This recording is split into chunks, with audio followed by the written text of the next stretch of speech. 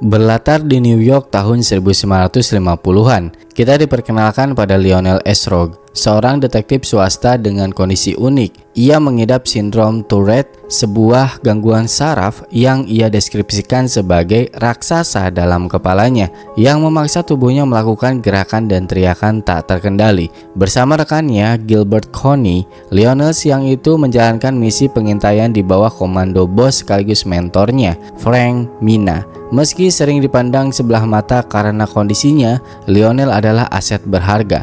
Ia memiliki kemampuan eidetic memory, mampu mengingat setiap detail kecil dan ucapan orang secara sempurna. Namun, ketajamannya adalah pedang bermata dua. Saat emosinya meluap, pikirannya menjadi kacau balau dan hanya permen karet atau ganja yang bisa menenangkan raksasa di kepalanya agar ia bisa kembali fokus. Frank bersiap menjalankan misinya dengan masuk ke sebuah apartemen untuk menemui targetnya. Agar Lionel tetap bisa memantau situasi, Frank sengaja membiarkan gagang telepon tetap terangkat. Sebuah jalur komunikasi darurat bagi Lionel yang menunggu di telepon umum di luar. Tak lama, 3 orang yang mencurigakan datang dan menemui Frank. Lewat sambungan telepon itu, Lionel mendengar negosiasi bisnis yang mulai memanas. Terungkap bahwa Frank sebenarnya bekerja untuk seseorang bernama Lou dalam misi pengintaian.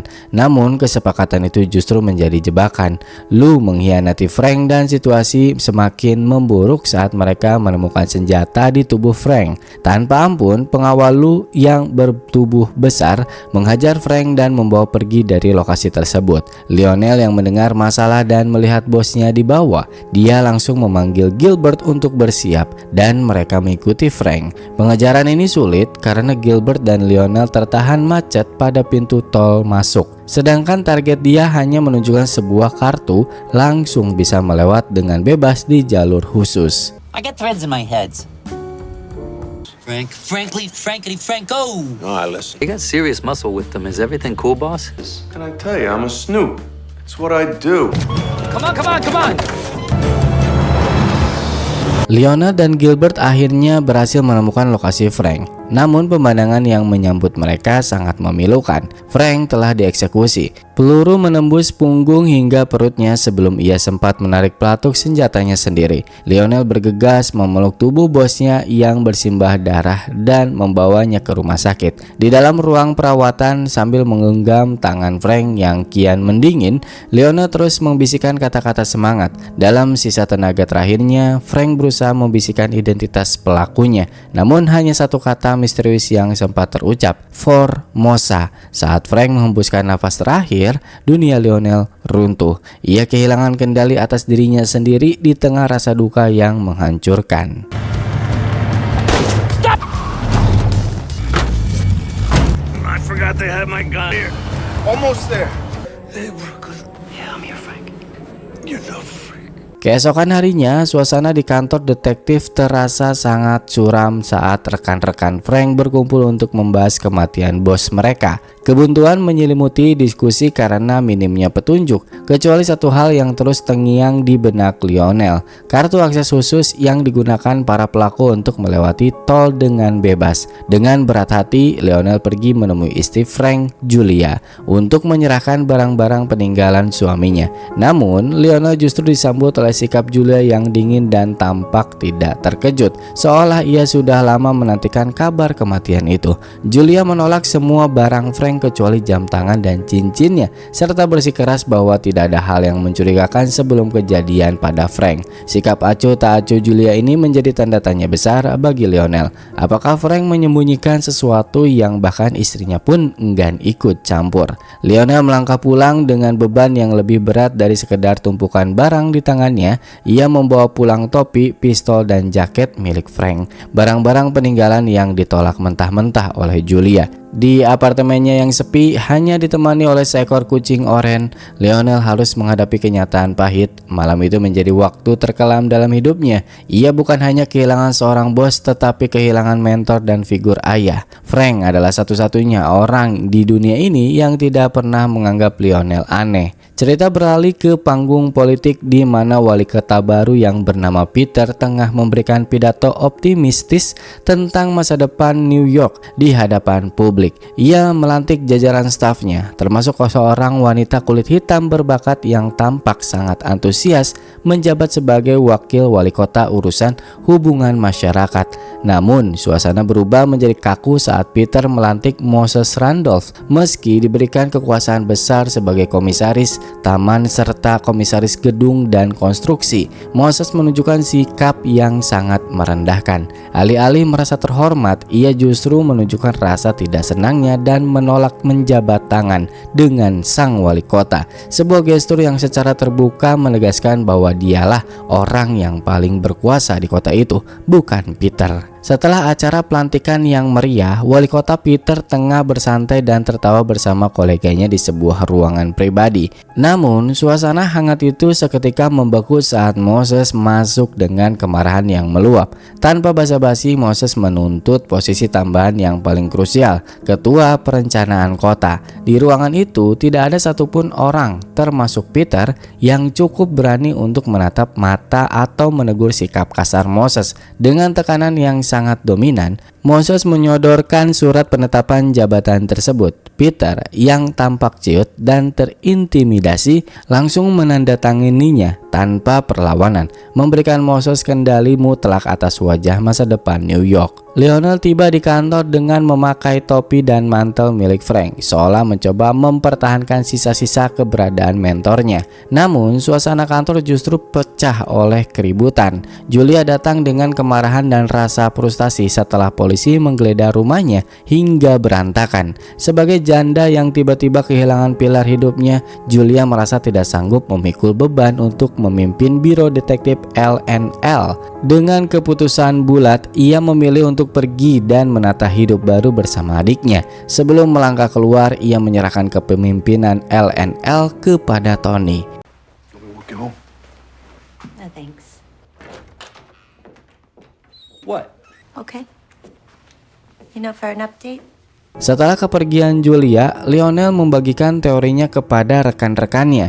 Ia yakin ada yang tidak beres dengan sikap Frank saat pertemuan maut itu. Frank tampak gugup karena sedang mencoba memainkan permainan berbahaya dengan Lou. Menurut Lionel, pembunuhan itu bukanlah rencana utama, melainkan kecelakaan yang terjadi karena kepanikan pihak lawan saat menyadari Frank telah menemukan rahasia besar mereka. Kini, para pembunuh itu justru sedang dalam tekanan besar untuk menemukan bukti yang sempat disimpan Frank. Namun, Tony yang kini memegang kendali memilih sikap yang lebih pragmatis. Demi menyambung hidup dan membayar tagihan kantor, ia memutuskan untuk mengabaikan kasus Frank dan fokus pada pekerjaan lain.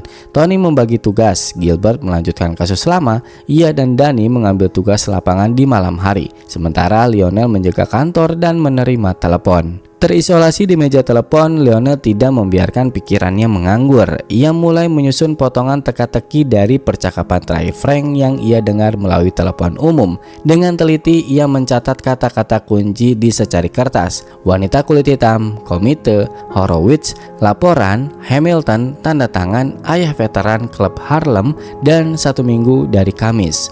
Namun, satu kata tetap menjadi duri dalam pikirannya, yaitu Formosa. Sambil mengenakan mantel, Frank Lionel mencoba memutar memori kejadian hingga Danny mengejutkannya. Danny datang untuk menagih janji pertemuan mereka. Namun sebelum pergi, Lionel sempat menanyakan makna Formosa. Jawaban Danny memberikan titik terang pertama, meskipun ia tidak tahu konspirasi apapun. Ia menyebutkan keberadaan sebuah bar bernama Formosa di daerah Midtown. Lionel melangkah ke bar Formosa dengan harapan menemukan jejak Frank. Namun upayanya hampir buntu saat bartender di sana tidak mengenali foto sang bos. Seorang wanita kemudian mendekat, menawarkan bantuan dengan nada menggoda sambil meminta Lionel menyalakan rokoknya. Lionel merogoh mantel Frank dan menemukan sebuah korek api kayu. Namun di saat krusial itu, raksasa di kepalanya berulah. Lionel meniup padam api korek itu sebanyak 3 kali sebelum sempat menyentuh menyentuh rokok si wanita. Karena kesal dan merasa dipermainkan, wanita itu pergi begitu saja. Namun kegagalan itu justru membawa berkah. Bartender yang memperhatikan kejadian tersebut mengenali bungkus korek api milik Lionel yang berlogo King Roaster, sebuah klub jazz terkenal di Harlem. Saat diperiksa lebih teliti, di dalam bungkus korek itu terdapat coretan tangan misterius B.A230. You ever seen this guy come in? Name's Frank Minna. Seen that guy? Friend of yours? Yeah. Jeez. Jazz joint in Harlem?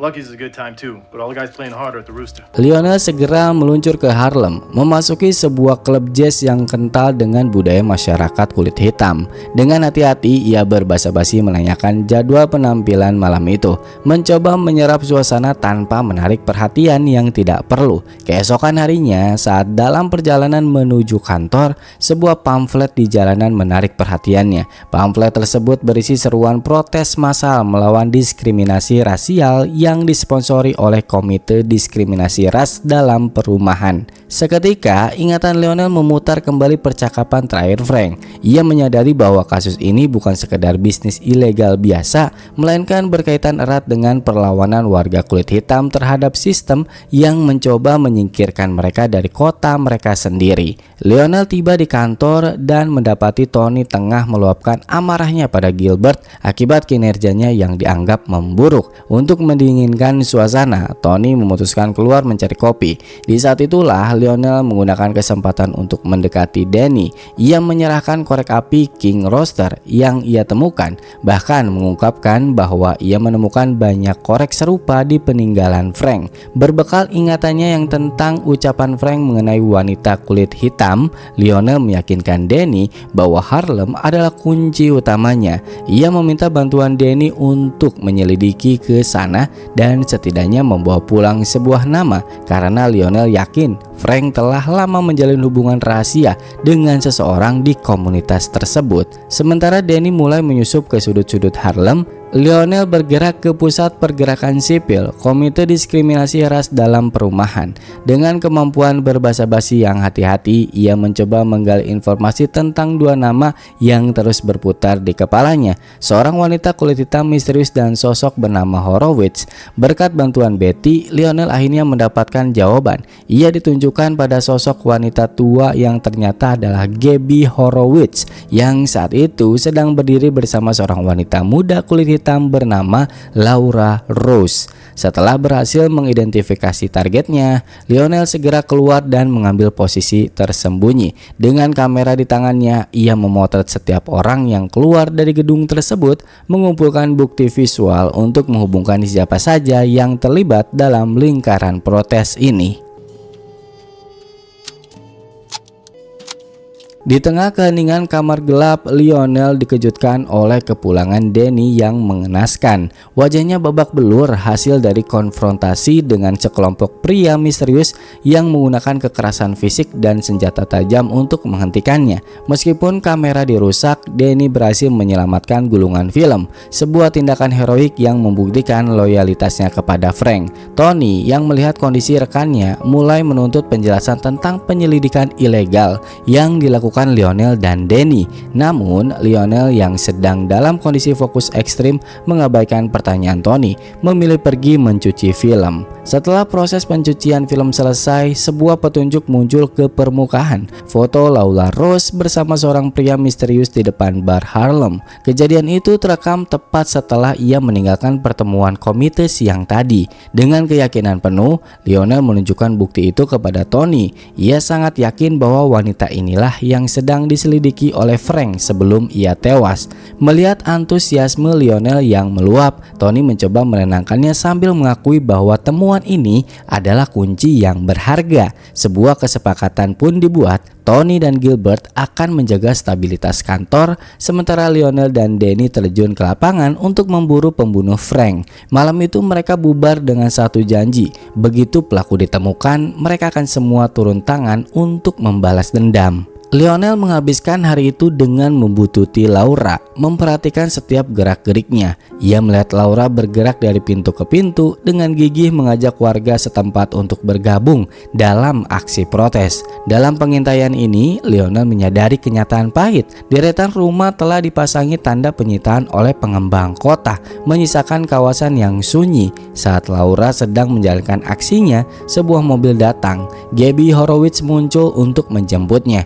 Mereka pergi menuju gedung aksi protes diadakan. Di tengah kerumunan aksi protes yang juga dihadiri oleh Presiden Wilayah Brooklyn, William Lieberman, Ketua Komisi Pembersihan Wilayah Kumuh, naik ke podium untuk membuka acara. Saat Lieberman berbicara, Lionel mengingat kata-kata yang diucapkan Lieberman sangat mirip dengan kata-kata yang pernah diucapkan kepada Frank dalam percakapan rahasianya. Suasana memanas ketika seorang warga bernama Cindy mencoba menceritakan penderitaannya setelah diusir paksa dari rumahnya tanpa kejelasan. Belum sempat Cindy menyelesaikan kalimatnya, Lieberman dengan angkuh memotong pembicaraan. Tindakan ini memicu kemarahan Gabby Horowitz yang langsung berteriak lantang menagih janji manis pemerintah tentang relokasi yang ternyata hanya menjadi kebohongan belaka. Suasana semakin mencekam saat Moses Randolph tiba di lokasi. Dengan sikap angkuh, ia duduk tanpa merasa bersalah meskipun datang terlambat, menunjukkan bahwa dialah penguasa yang sebenarnya.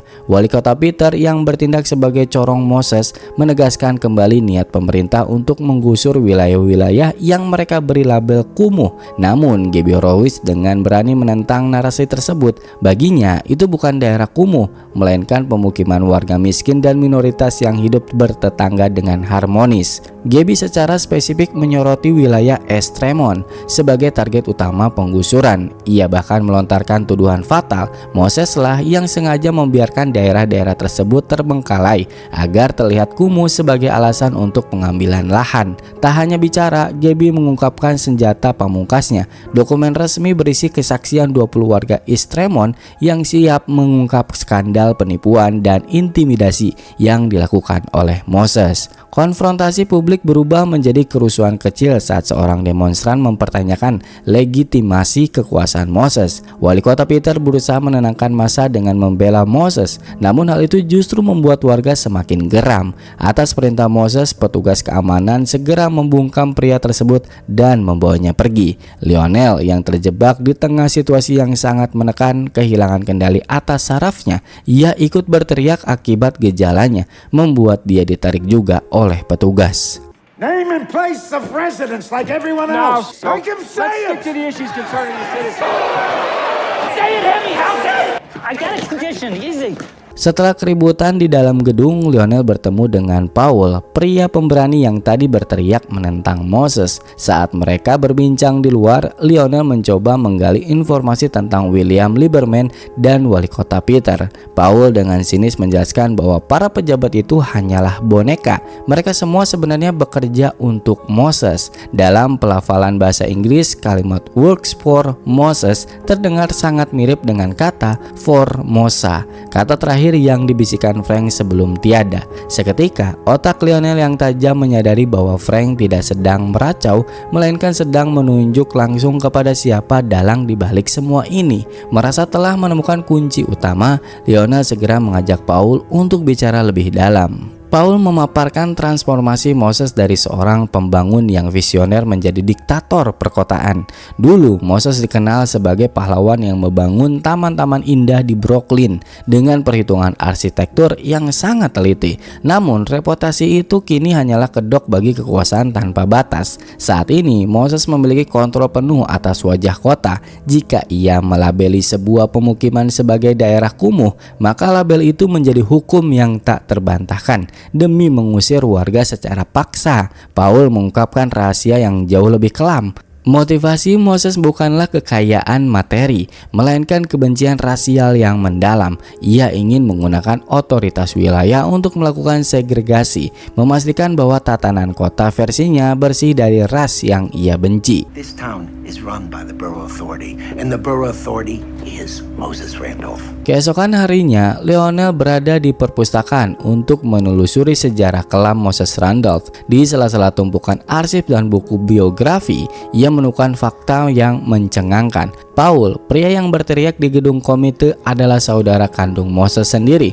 Jauh sebelum menjadi musuh bebuyutan, Paul adalah seorang arsitek brilian yang menjadi otak di balik desain taman-taman kota yang megah, proyek yang melambungkan nama Moses.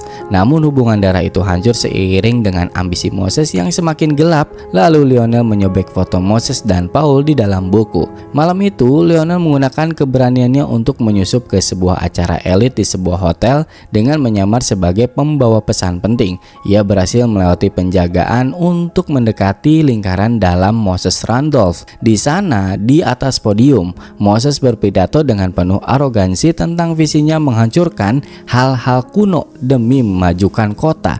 Namun perhatian Lionel teralih saat ia melihat Paul menyelinap di antara kerumunan sambil membawa sebuah amplop besar yang ia tujukan kepada Moses. Lionel membuntuti mereka hingga ke area pintu masuk hotel yang sepi. Di sana pertemuan dua saudara itu berlangsung penuh kebencian. Tanpa basa-basi, Paul hanya menyerahkan amplop tersebut dan mendesak Moses untuk membaca isinya yang kemungkinan berisi bukti atau desain yang bisa menghancurkan rencana Moses. Tanpa rasa hormat sedikit pun, Moses langsung mengusir Paul seolah-olah saudaranya itu hanyalah orang asing yang mengganggu. Rasa penasaran Lionel terhadap Laura Rose membawanya semakin dalam ke jantung East Tremont. Keesokan harinya, ia menemukan sebuah blok pemukiman yang tampak seperti kota hantu. Bangunan-bangunan terbengkalai. Lionel masuk ke salah satu rumah yang Laura bersama seorang lelaki masuki. Dan ketika Lionel memeriksa, tiba-tiba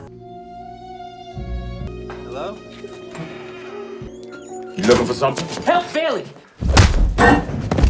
Lionel tersadar dari pingsannya dan langsung memperkenalkan diri sebagai wartawan untuk menutupi jejaknya. Pria yang memukulnya merasa bersalah dan dalam situasi yang lebih tenang, Laura akhirnya mengajak Lionel berjalan keluar. Di sepanjang jalan, Laura membongkar praktik kotor di balik pembangunan kota. Pemerintah sengaja menyebarkan ketakutan dengan ancaman penyitaan rumah yang sebenarnya tidak berdasar secara hukum.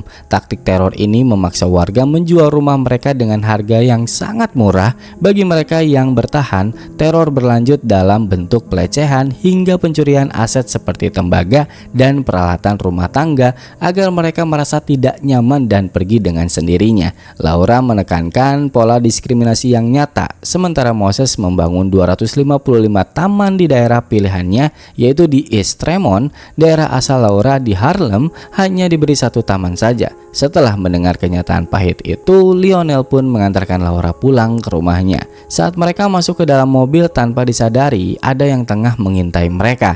Dalam perjalanan menuju rumah Laura, Lionel memberanikan diri untuk menjelaskan kondisi sarafnya, gejala Tourette yang sering kali membuatnya mengeluarkan suara atau gerakan yang tak terkendali. Alih-alih merasa terganggu atau takut, Laura justru merespon dengan ketenangan yang tulus. Baginya, keunikan Lionel bukanlah sebuah kekurangan. Ia bahkan menganggap Lionel orang yang lucu dan menggemaskan. Lionel mengantarkan Laura hingga ke King Roaster, sebuah bar jazz ikonik di Harlem yang ternyata merupakan milik ayah Laura.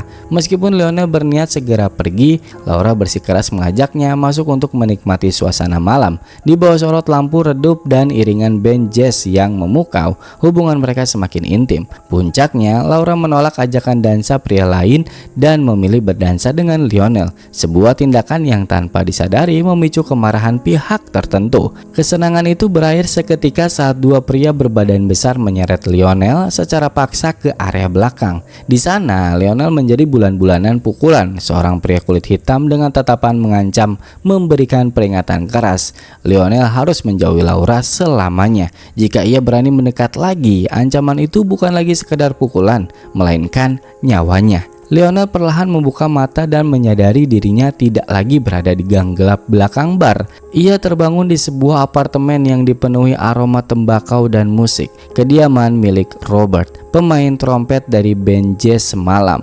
Robert ternyata adalah orang yang menyelamatkan Lionel dari kondisi babak belur. Dalam percakapan yang tenang namun serius, Robert mengungkap identitas pria yang menyerang Lionel. Pria kulit hitam yang penuh amarah itu bernama Billy. Rahasia besarnya adalah Billy seorang veteran Perang Dunia Kedua sekaligus ayah kandung Laura Rose, kata Robert. Fakta ini seketika menjelaskan mengapa Billy begitu protektif dan mengapa Frank sangat tertarik dengan sejarah keluarga ini. You ever need anything, you give me a call. Keesokan harinya, Lionel kembali ke aksi demonstrasi warga. Di tengah kerumunan, Moses Randolph hadir diam-diam melihat aksi dalam mobil. Protes rakyat ini tidak akan sedikit pun menggoyahkan ambisinya. Setelah aksi selesai, Laura menghampiri Lionel dengan perasaan bersalah atas insiden kekerasan di King Roaster semalam dan meminta Lionel untuk menemuinya lagi di klub malam ini. Namun fokus Lionel teralih ketika ia melihat Paul melintas. Dalam percakapan rahasia, Paul mengungkap rencana besar pemerintah. Mereka akan menghapuskan jalur kereta kota demi membangun jalan tol raksasa, sebuah proyek yang jauh lebih menguntungkan secara finansial bagi para pengembang. Keadaan berubah tegang saat Lionel mengungkapkan bahwa ia sudah tahu rahasia besar bahwa Moses adalah kakak kandung Paul. Terkejut namun sadar bahwa Lionel adalah sekutu yang cerdas, Paul memberikan dua petunjuk menjadi jantung skandal ini, yaitu Belmont Developers dan Inwood Residential. Lionel bergerak cepat menelusuri petunjuk dari Paul. Ia berhasil menemukan dokumen krusial, anggaran dasar Inwood Residential yang secara mengejutkan ditandatangani oleh William Lieberman. Tak hanya itu, Lieberman juga tercatat sebagai pemegang saham utama, sebuah bukti telak adanya konflik kepentingan dan korupsi. Malam harinya, Lionel mendatangi kantor relokasi yang hanya dijaga oleh seorang staf wanita. Dengan cerdik, ia berpura-pura meminta formulir relokasi hanya sebagai kedok untuk memetakan situasi kantor tersebut. Setelah keluar, ia tidak langsung pergi, melainkan menunggu di kegelapan hingga petugas itu pulang. Saat petugas tersebut membuang setumpuk dokumen ke tempat sampah, Lionel segera bertindak. Namun, tepat saat ia mulai memeriksa dokumen-dokumen yang dibuang itu, tiba-tiba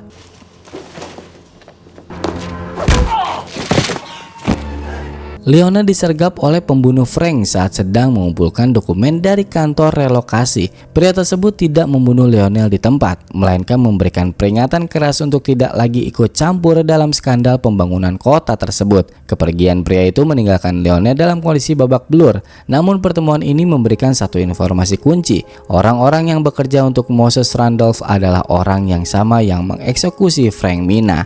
Di malam yang sama, Lionel memaparkan hasil temuannya yang mengejutkan, sebuah skema korupsi di mana pemerintah mendirikan perusahaan bayangan demi menyita properti warga secara sepihak. Ia yakin bahwa Moses adalah otak di balik semua ini. Lionel juga menyimpulkan bahwa Frank sengaja membututi Laura karena ia telah menemukan rahasia besar yang mampu menghancurkan reputasi Moses dalam sekejap. Namun setelah mendengar penjelasan itu, sikap Tony menjadi mencurigakan.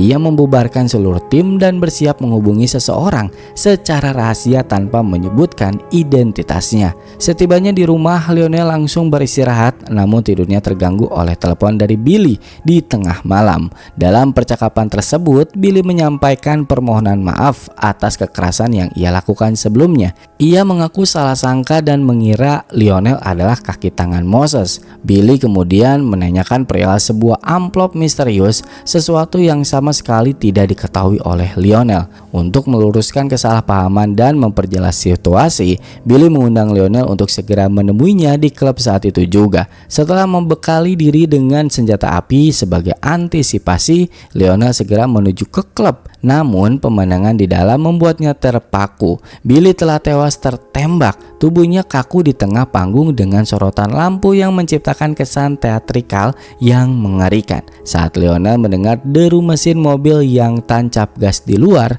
ia langsung beralih keluar, namun ia kalah cepat. Mobil itu sudah melaju kencang. Pihak berwenang tiba di lokasi, namun seorang detektif yang tidak kompeten dengan mudahnya menyimpulkan bahwa Billy tewas karena bunuh diri. Tak lama kemudian, Laura datang dan langsung histeris meratapi jasad ayahnya. Setelah berhasil menenangkan Laura, Lionel membawanya pulang ke apartemen untuk menjamin keamanannya. Di sana, Lionel mengungkapkan kebenaran pahit.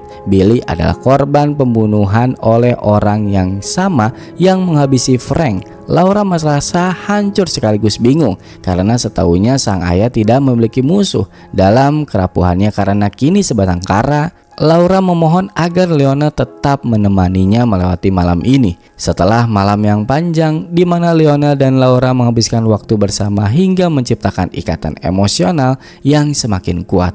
Laura juga sempat menunjukkan foto ibunya ketika menggendong Laura saat masih bayi. Laura hidup tanpa ayah, dia tidak tahu ayahnya siapa. Dan mulailah kebingungan. Dia sebenarnya mengaku kalau Billy adalah pamannya. Dia sendiri tidak tahu ayahnya siapa. Namun suasana hangat itu segera berubah menjadi serius ketika Lionel memutuskan untuk jujur sepenuhnya. Ia mengaku bahwa dirinya adalah seorang detektif swasta di bawah arahan Frank yang awalnya ditugaskan pemerintah untuk membuntuti Laura. Lionel menjelaskan bahwa dalam tugas itu Frank justru menemukan konspirasi yang jauh lebih gelap. Ia mendesak Laura untuk mengingat kembali apakah ia atau Gabby menyimpan rahasia tertentu terkait skandal penggusuran paksa, karena informasi itulah yang membuat penguasa saat ini merasa terancam. Meski Laura mengaku tidak tahu apa-apa, Lionel memperingatkannya agar tetap waspada dan selalu meminta perlindungan dari anak buah Billy jika harus keluar rumah.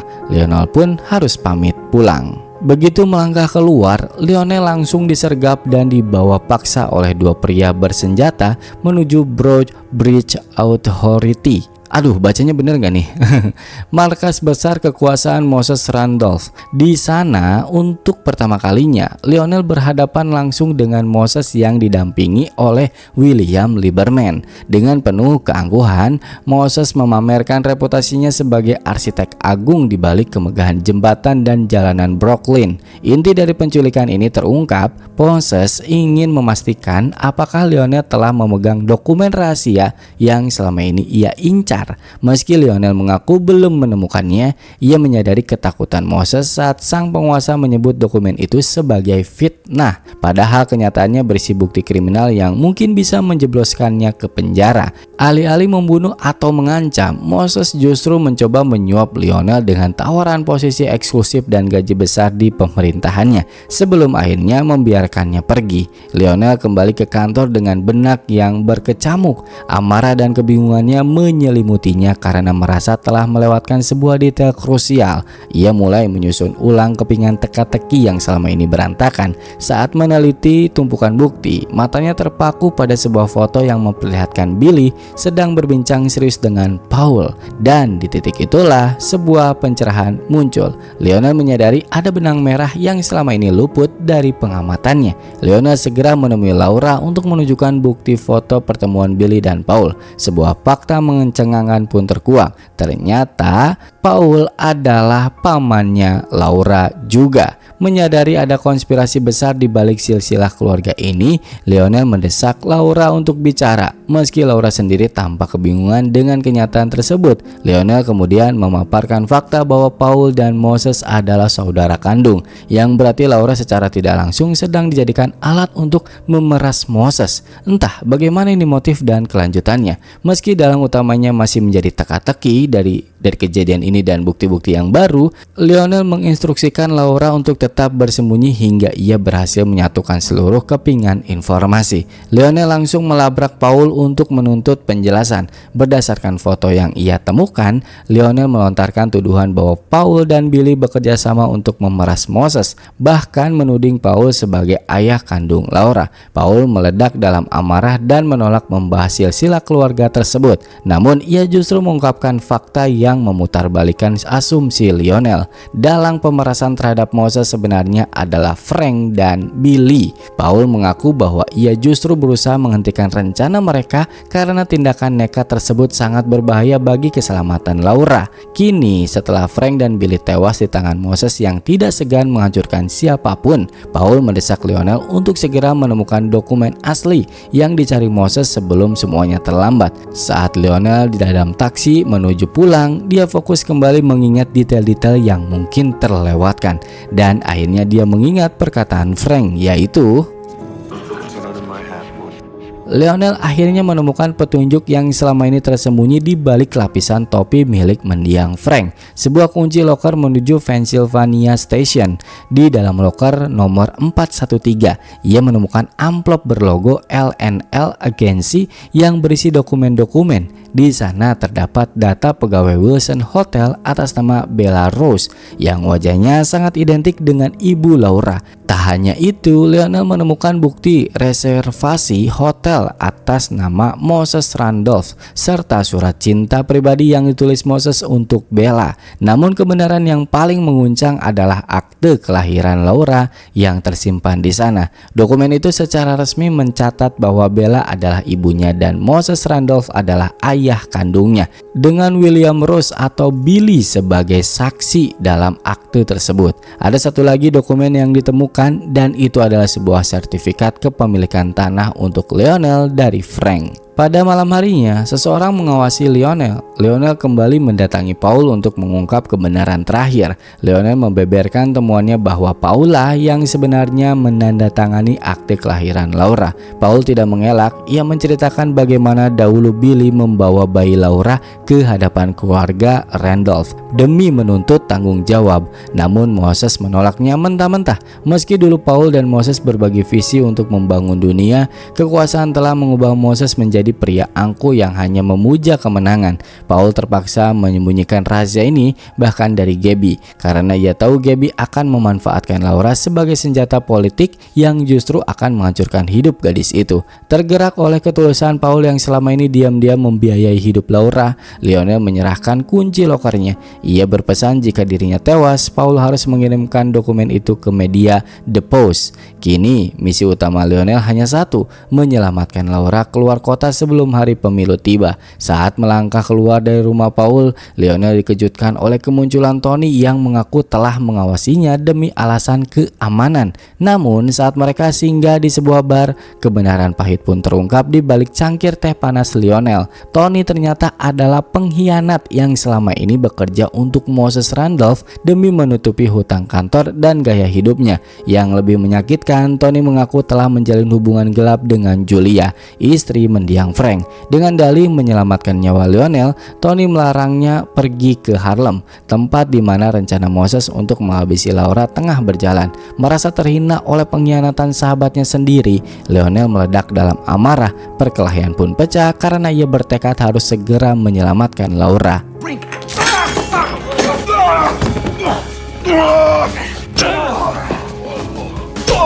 Lionel segera menghubungi kantor Laura, namun kabar buruk menerpanya. Laura telah pergi sejak 15 menit lalu dan sedang dalam perjalanan pulang menggunakan kereta. Tanpa membuang waktu, Lionel memacu taksi menuju kediaman Laura. Di tengah jalan, sebuah gangguan teknis memaksa seluruh penumpang kereta, termasuk Laura, untuk turun dan melanjutkan perjalanan dengan berjalan kaki. Secara ajaib, Lionel melihat sosok Laura melintas di depan sebuah bar King Roaster yang milik dia sendiri. Meski Robert sempat memergoki gerak-geriknya yang tergesa-gesa, Lionel terus berlari mengejar Laura yang sudah lebih dulu masuk ke gedung apartemennya. Di sana Lionel berpapasan dengan pembunuh Frank, pria yang dulu mengajarnya. Namun, ia mengabaikan demi mencapai Laura. Ia berhasil menahan Laura tepat di ambang pintu kamarnya, tepat sebelum sesuatu yang mengerikan terjadi.